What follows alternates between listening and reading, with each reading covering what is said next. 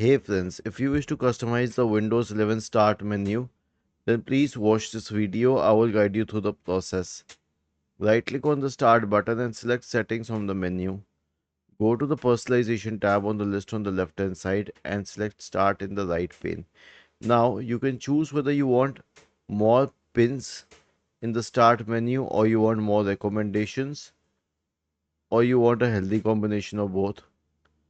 Whether you wish to show the recently added apps or not, or whether you wish to show the most used apps or not, or if you wish to show recommended files, recent files in File Explorer, or if you want to show recommendations for tips and all. Okay, I will turn this off, but you have your own choice.